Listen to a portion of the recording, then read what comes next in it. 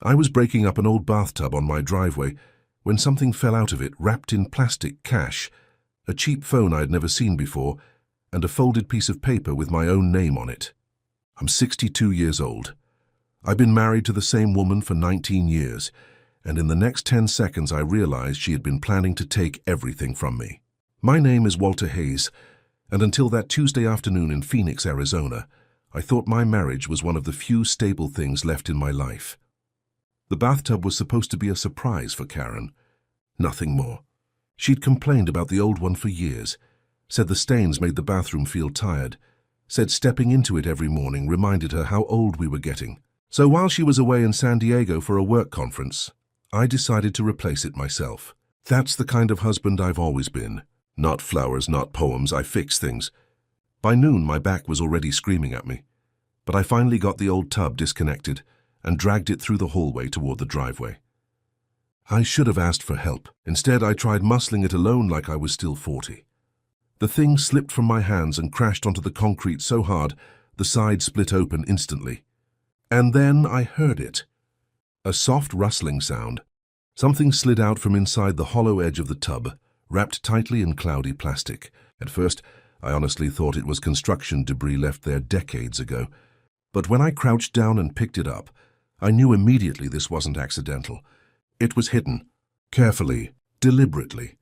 Inside the plastic was a black zippered pouch, and inside that pouch, cash. Stacks of $100 bills held together with rubber bands.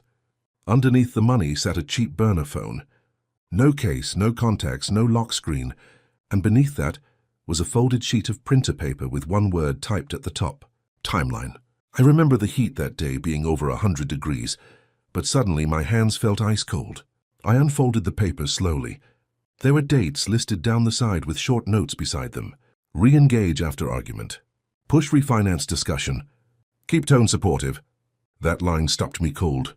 Keep tone supportive. Further down the page, the notes got worse. Confirm Walter's signature. Transfer funds after approval. And at the very bottom, final step. That was the moment something inside me shifted. Not anger. Not yet. It felt heavier than that. Like suddenly realizing the person sitting across from you at dinner for nearly 2 decades had been reading from a completely different script. 6 weeks earlier, Karen had brought refinance paperwork home and slid it across our kitchen table with a soft smile. "This is for our future, Walt," she'd said, and I signed where she pointed. Because that's what trust looks like after 19 years. You stop questioning small things. You stop imagining danger inside your own home. If you've ever trusted someone that deeply, subscribe to this channel because stories like this aren't just entertainment for some people, they're warnings. I sat there in my driveway staring at that cracked bathtub while the Arizona sun slowly moved across the concrete. Then I picked up the burner phone and pressed power.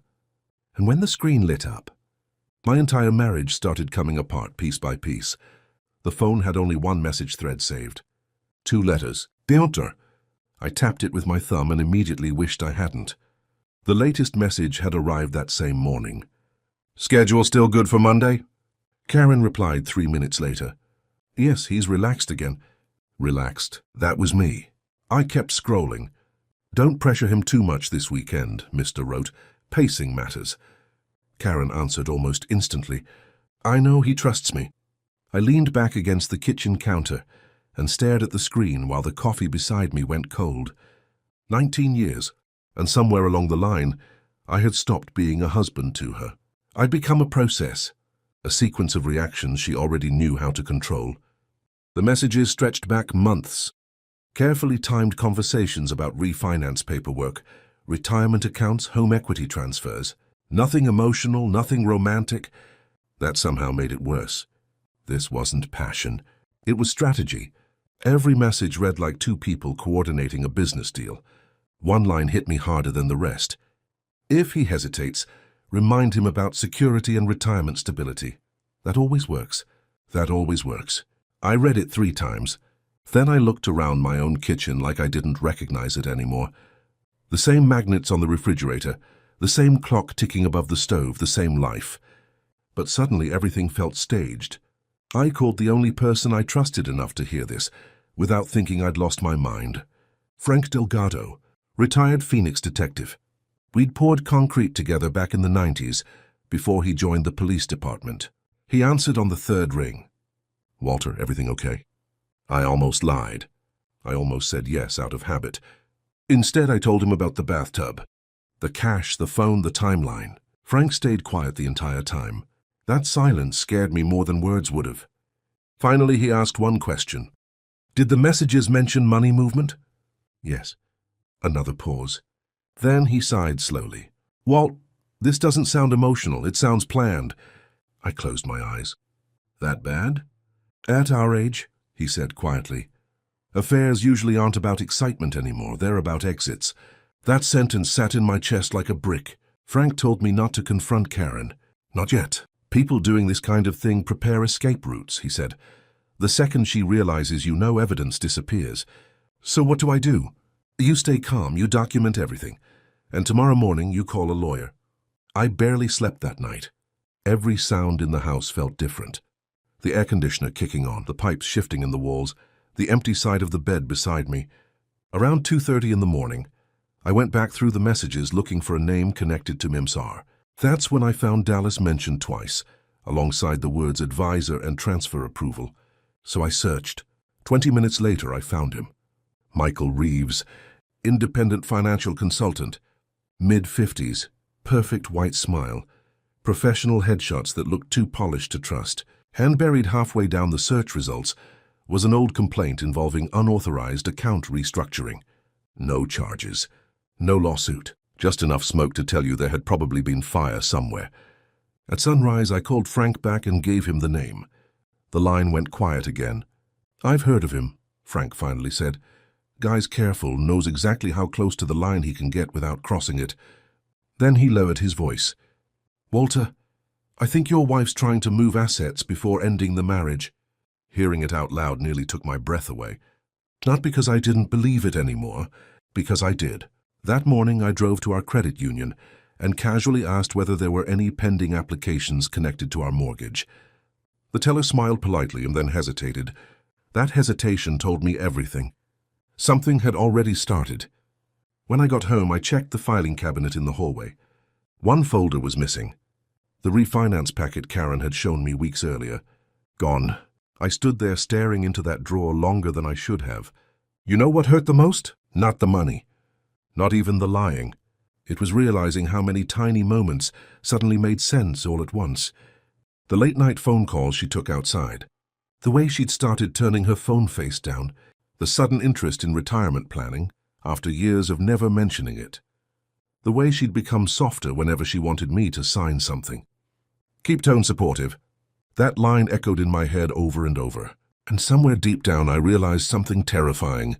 This plan hadn't started recently. It had started long before I found that phone.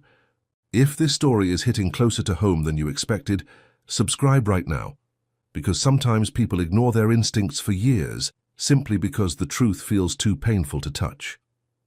Later that evening, I noticed something else hidden near the top of the printed timeline. 3 small words. Re-engage prior contact. Re-engage. Not begin. Not meet. Re-engage. Meaning Karen already knew this man before any of this started. I called Frank immediately. She had history with him, I said. Frank didn't hesitate this time. Then this wasn't a mistake, Walt, he replied quietly. It was a return. And right then, standing alone in my kitchen with that burner phone in my hand, I realized the woman coming home from San Diego the next day might not be the woman I'd spent 19 years loving at all. Karen came home Thursday afternoon acting exactly the same. Same smile, same travel bag rolling across the kitchen floor, same quick kiss on my cheek, like nothing in the world had changed. That was the frightening part. How normal betrayal can look when it's wearing familiar clothes. I kept my face calm. By then, every message from the burner phone had been copied, documented, and handed to a divorce attorney named Susan Keller. Karen thought Monday's meeting with Michael Reeves would finalize the refinance process. She had no idea I was already waiting for them there.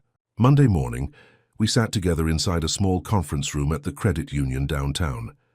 Michael greeted me with a polished smile and started talking numbers immediately. Loan structures, equity access, retirement flexibility. Karen sat beside him, adding little reassuring comments at exactly the right moments, just like the timeline instructed. Then Michael slid the paperwork across the table toward me. I didn't touch it. Instead, I reached into my jacket pocket and placed the burner phone between us. The room went silent. Karen stared at it without blinking. Then I unfolded the timeline beside it. You forgot this inside the bathtub, I said quietly. For the first time in 19 years, I watched my wife run out of answers. Michael stood up first, trying to leave, but the conference room door opened before he could. Susan Keller walked in holding a thick legal folder, and just like that, the entire plan collapsed. A few weeks later, Karen was gone. The refinance was stopped. The accounts were frozen. The house stayed mine.